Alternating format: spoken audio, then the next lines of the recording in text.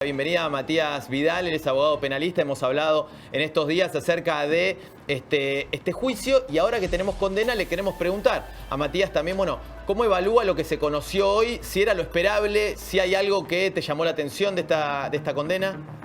¿Qué tal? Buenas noches. Antes que nada, gracias por la invitación, un placer estar acá.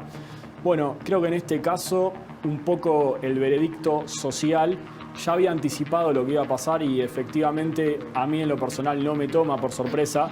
Creo que está bastante clara la prueba y la defensa lo tenía muy difícil para tratar de salir de semejante imputación.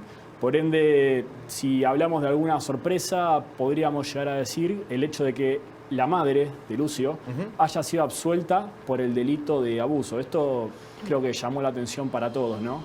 Digo, ahora que le saquen esta parte de la condena, ¿no? Del agravante, ¿no? De la calificación, implica que puede llegar a recibir menos años que su pareja Abigail.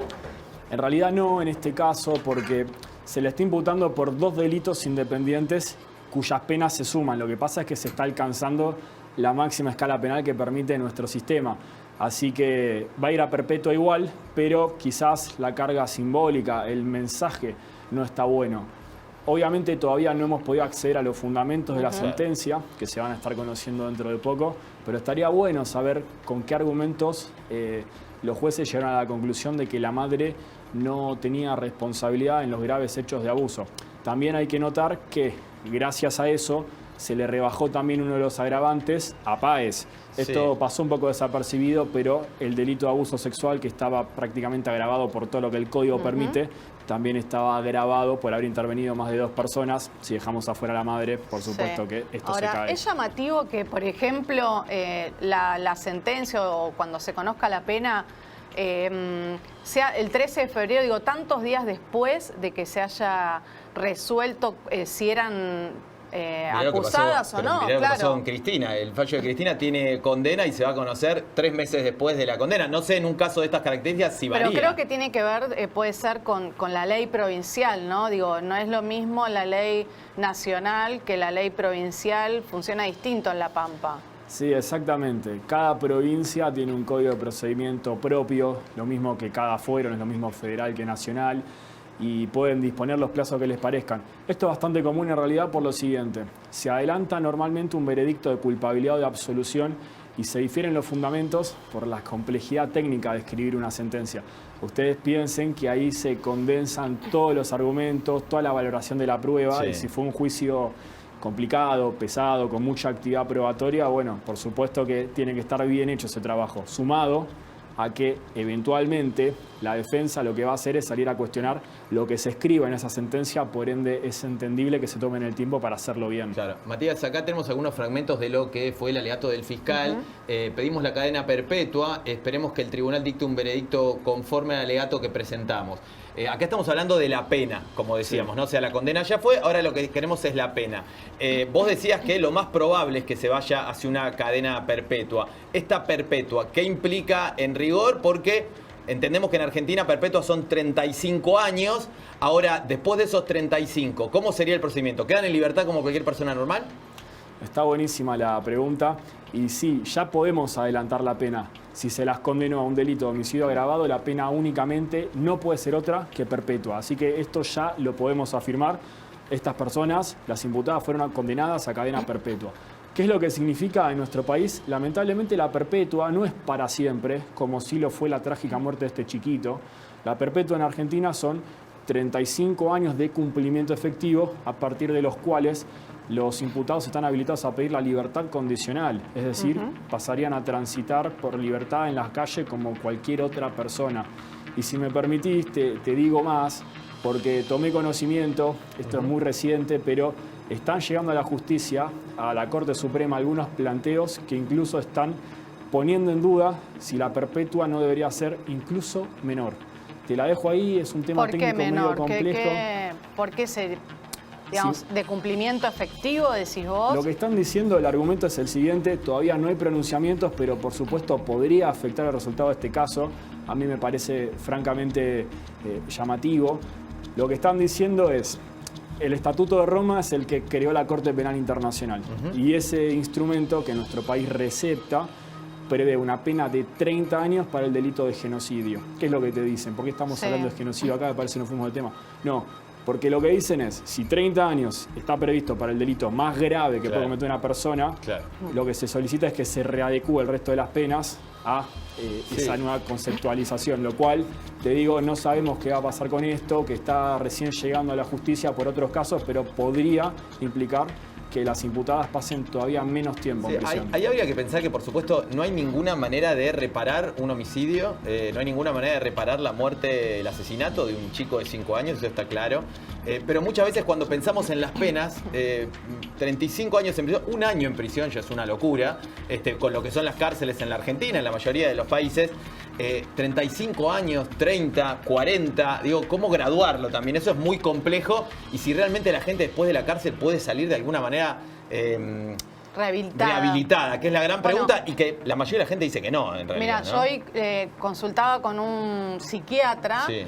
Estas dos mujeres son psicópatas. El psicópata es muy difícil que, digamos, se reincorpore a la sociedad como si nada hubiera pasado. Claro. Bueno, justamente algo así es lo que planteó también el fiscal. Tenemos otro textual acá. Hubo abuso sexual contra Lucio. Acusamos 3 hechos. Que Lucio fuera maltratado de forma crónica, su muerte, ¿no? Y el maltrato psicológico y sexual que sufrió. Porque son varios los hechos que se constataron. Aunque en la sentencia, en la condena, perdón, mencionaban sobre todo uno, ¿sí? Un abuso sexual con acceso carnal. Quizás no se enumeraron todos, pero sí fueron considerados para la sentencia en este caso. Sí, exactamente. A ver, como dijimos, para llegar a la pena perpetua, que es la máxima que tolera el ordenamiento, te basta con un homicidio con al menos un agravante.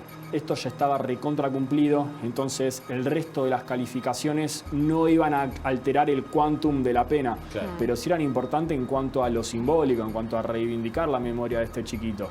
Se lo condenaron a las chicas estas, por decirlo de alguna manera, porque la verdad no sé qué palabra usar.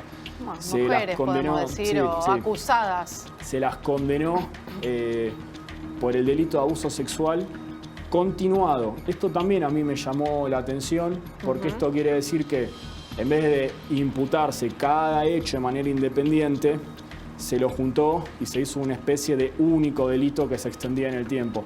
No es lo usual en este tipo de casos. Normalmente te imputarían el hecho cometido el año tal, en tal fecha, o el hecho que se cometió hace un mes en tal fecha, con sus respectivas características de modo, tiempo y lugar, ¿no? Bueno, mucha gente se indignaba hoy cuando no veía a las acusadas, ¿no? Sentadas en el banquillo. Uno como que tiene esa cosa de que quiere ver qué reacción tienen. Contanos qué fue lo que pasó en ese aspecto, por qué ellas no estaban hoy sentadas ahí en el tribunal. Nos guste o no, es un derecho que les concede el Código Procesal de allá, de la provincia. En nuestro caso, en Capital Federal y en Provincia de Buenos Aires es distinto, ¿sí? Se exige la comparecencia, la presencia obligatoria del imputado al principio y al final. Al ser un derecho que ellas pueden ejercitar, lo cierto es que nada puede hacerse para que estén presentes. Pareciera que es una forma de evitar, de evadir, ¿no?, la responsabilidad por los hechos, pero bueno, la consecuencia fuerte, que es la prisión por 35 años por lo menos, va a llegar igual. ¿Qué es lo que puede pasar? El otro día lo hablábamos un poco en relación al lugar de su detención. Hoy están en una prisión de San Luis. Uno hubiera pensado en un momento que podría ser en La Pampa, que es el lugar donde ocurrieron los hechos, donde fueron juzgadas. Pero esto tiene que ver también, entiendo, con qué es lo que puede pasar cuando estas personas entren a la cárcel, qué tipo de recibimiento pueden recibir. ¿Cómo te imaginas que va a seguir su derrotero? La verdad es que es todo un tema porque el servicio penitenciario está obligado a resguardar la integridad física de los y las internas en este caso. Es un gran problema para el penal que las vaya a recibir porque este tipo de personas en casos tan mediáticos y sobre todo cuando se agrede de una manera tan brutal a un chiquito, genera bastante ruido en el resto de los pabellones, en el resto del penal. La convivencia penitenciaria es difícil, se castiga muy duramente, hay una suerte de ajusticiamiento a puertas adentro por lo que pasa, entonces es entendible por lo menos que traten de cuidarse porque la verdad un muerto dentro de la cárcel es un grandísimo problema para los jueces de ejecución y para los responsables y los directores del penal. Sí, bueno, tampoco está bien que estén en un mismo, incluso en un mismo pabellón, están a través, digamos, tiene una celda al lado de la otra, ¿viste? Parece como si fuera un beneficio. Pero bueno, también el fiscal habló de que la justicia, ¿no?, decidió que la tenencia de Lucio iba a quedar en poder de la madre, ¿no? Una situación que hoy generó que se cuestione también a la jueza de familia de La Pampa, que otorgó la tenencia a la madre sin siquiera hacer un estudio socioambiental o analizar, estamos viendo, ¿no?, ahí a la doctora Ballester, ¿no? Sí, Ballester. Que obviamente una decisión cuestionable y que obviamente se pone bajo la lupa su cuestión, digamos, de jueza y de tomar determinadas situaciones, como es el caso final de Lucio, ¿no? Dos cuestiones para señalar acá. Es muy cierto lo que vos decís. A la jueza la acaban de denunciar penalmente.